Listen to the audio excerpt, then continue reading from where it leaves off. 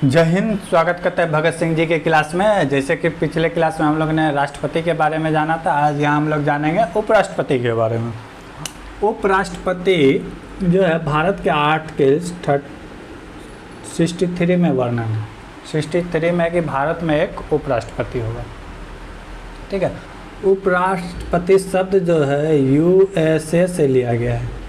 जिस तरह वहाँ यूएसए में उपराष्ट्रपति का जो कार्य है वही कार्य भारत में भी उपराष्ट्रपति को दिया गया है। वहाँ के यूएसए का राष्ट्रपति सीनेट के सभापति होते हैं। जहाँ हम लोग राज्यसभा कहते हैं वहाँ पे उसे सीनेट कहा जाता है। तो भारत में भी उपराष्ट्रपति को मुख्य रूप से वही काम दिया गया कि राज्यसभा का सभापति होगा। यह अनुच्छेद 64 में कहा गया है। वरीयता के रूप में अगर देखा जाए, जिस तरह हम राष्ट्रपति को भारत के प्रथम नागरिक कहते हैं, तो उसी तरह उपराष्ट्रपति को भारत का द्वितीय नागरिक भी कहते हैं। तो ये है राष्ट्रपति के बारे में बेसिक बातें। अब जानते हैं कि राष्ट्रपति बनने के लिए योग्यता क्या चाहिए। योग्यता क्या चाहिए? पहला तो भारत का नागरिक होना चाहिए। ठीक है। दूसरा कड़ा 35 वर्ष का उम्र पूरा कर चुका हो। 35 वर्ष में एक भी दिन कम हो तो राष्ट्रपति उपराष्ट्रपति नहीं बन सकते हैं। किसी भी लाभ के पद पर ना हो। पहले भी बता चुके हैं कि लाभ का पद सिर्फ गवर्नमेंट जॉब ही होता है। आप अगर किसी मंत्री, राज्यपाल, राष्ट्रपति, उपराष्ट्रपति के पद में है तो लाभ के पद पर नहीं माना जाता है। और क्या कहता है कि राज्यसभा के सदस्य बनने योग्य हो, क्योंकि ये तो राज्यसभा का सभापति बनेंगे, इसीलिए यहाँ पे राज्यसभा का सभापति बनने योग्य हो। जब राष्ट्रपति पढ़े थे तो वहाँ क्या था कि लोकसभा के सदस्य बनने योग्य हो। ये 4 बेसिक बातें थे जो भारत के लगभग 50% आबादी पूरा कर सकते हैं। लेकिन उसके बाद ये 20 प्रस्तावक, 20 अनुमोदक, ये जो है आम जनता से बस की बात नहीं है। तो राष्ट्रपति के लिए 50-50 थे, यहाँ पे कितने हैं? 20-20। ठीक है। लेकिन ये 20-20 है तो 20-20 सिर्फ MP होना चाहिए, यानी मेंबर ऑफ पार्लियामेंट। ठीक है। तो ये थे योग्यता के बारे में हमने देखा। अब देखते हैं निर्वाचन। निर्वाचन जो है सेम टू सेम जिस तरह राष्ट्रपति का होता था उसी टाइप से उपराष्ट्रपति का चुनाव भी होता है। और प्रत्येक चुनाव होता है, डायरेक्ट हम इन्हें वोट नहीं करते हैं। जो हम किसी और को चुनते हैं उनके द्वारा ये चुने जाते हैं। और प्रत्यक्ष गुप्त मतदान होता है। गुप्त मतदान राष्ट्रपति का भी हुआ करते थे। अनुपातिक प्रतिनिधित्व पद्धति, जितने भी राष्ट्रपति उपराष्ट्रपति के उम्मीदवार होंगे सबको आपको वोट देना पड़ेगा। जिस तरह राष्ट्रपति में देखे थे वरीयता के आधार पर, नंबरिंग के आधार पर, तो उस तरह इसका भी होते हैं वोट।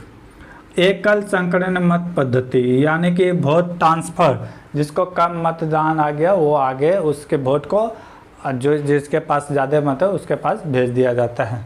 ठीक है। जो ये सब बातें हम लोग ने राष्ट्रपति जब पढ़े थे वहाँ देखे थे। अब आते हैं निर्वाचन मंडल पे। ठीक है। निर्वाचन मंडल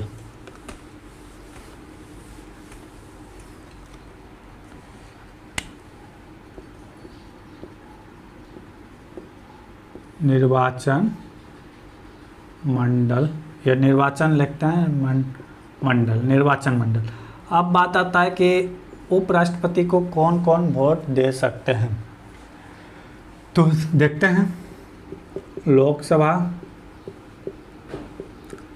राज्यसभा,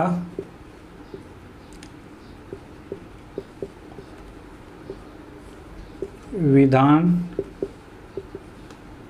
सभा, विधान परिषद। राष्ट्रपति में कौन कौन देते थे? लोकसभा देते थे, राज्यसभा देते थे, विधानसभा देते थे, लेकिन विधान परिषद नहीं देते थे राष्ट्रपति को। उपराष्ट्रपति में क्या है? ये मत देंगे, ये मत देंगे, इसको भी मत देने का अधिकार नहीं है। यानी कि विधानसभा के जो सदस्य हैं वो राष्ट्रपति को, उपराष्ट्रपति को वोट नहीं दे सकते हैं। विधान परिषद तो दोनों में से किसी को नहीं दे सकते हैं। ठीक है। इसमें एक बात जोड़ा गया है, लोकसभा के सभी सदस्य और राज्यसभा के भी सभी सदस्य राष्ट्रपति में थे कि जो मनोनीत थे उसे नहीं दिया जाते थे, लेकिन यहाँ पे क्या है, उन्हें भी वोट देने का अधिकार है। तो उपराष्ट्रपति के चुनाव में मूल रूप से कौन कौन भाग लेते हैं, तो लोकसभा और राज्यसभा के सभी सदस्य, सभी मतलब मनोनीत और इलेक्टेड दोनों। मनोनीत कितने हैं, 545 लोकसभा में, राज्यसभा में कितने हैं, 245। बस इतने ही आदमी इसे वोट दे सकते हैं। 790 आदमी ही वोट दे सकते हैं। और राष्ट्रपति को कितने आदमी देते थे, 4933। ठीक है, तो ये समझ गए कि कौन कौन वोट दे सकते हैं। क्वेश्चन पूछा जाता है बहुत ज़्यादा ही। तो निर्वाचन मंडल में कोई दिक्कत नहीं है। अब देखते हैं आगे, निर्वाचन मंडल के बाद शपथ।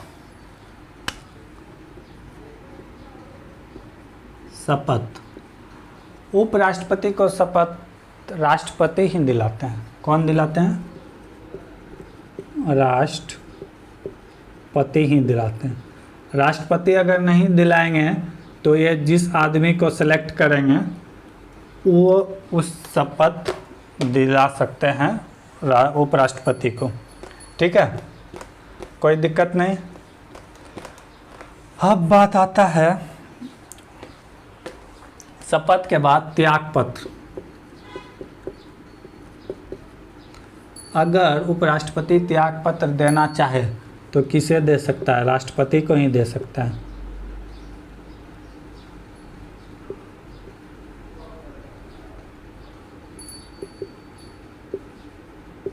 राष्ट्रपति को ही दे सकते हैं त्यागपत्र। अगर राष्ट्रपति को त्यागपत्र देना तो वो भी उपराष्ट्रपति को ही देंगे। ठीक है, तो ये कुछ बातें थे राष्ट्रपति से संबंधित। अब देखेंगे कि अगर राष्ट्रपति उपराष्ट्रपति को हटाना हो, जैसे राष्ट्रपति को हटाते थे तो हम महाभियोग प्रयोग करते थे, लेकिन अगर उपराष्ट्रपति को हटाना है तो हम महाभियोग शब्द का प्रयोग नहीं करेंगे। हटाने का प्रक्रिया देखते हैं। अगर उपराष्ट्रपति को हटाना है तो विधि क्या है। अगर उपराष्ट्रपति को हटाना है तो पहले ये बात आपको राज्यसभा में ही पारित करना होगा, क्योंकि उपराष्ट्रपति राज्यसभा के ही सभापति होते हैं, तो उससे पहले यह राज्यसभा में ही पारित किया जाए। लेकिन राष्ट्रपति के इस मूल्य में ऐसा नहीं होता था, किसी भी पद आप सदन में पहले ला सकते थे, लेकिन यहाँ पे उपराष्ट्रपति में पहले आप राज्यसभा में ही लाएंगे। अगर वहाँ से पारित हो जाता है तो फिर लोकसभा में आएंगे, लोकसभा में इसे 2/3 से पारित कराना होगा। उसके बाद ही उपराष्ट्रपति को आप हटा सकते हैं। लेकिन ये सब कार्य करने से पहले आपको 14 दिन पहले उपराष्ट्रपति को नोटिस दिया जाना चाहिए आपके द्वारा, नहीं तो ये इनवैलिड हो जाएगा। 14 दिन पहले आप उसे नोटिस दीजिए। अगर उसे लगेगा तो खुद से त्यागपत्र दे देंगे, और नहीं तो ये प्रोसेस से आप हटा सकते हैं। तो इस तरह भी आप उपराष्ट्रपति को हटा सकते हैं। अब यहाँ से अगले क्लास में देखेंगे।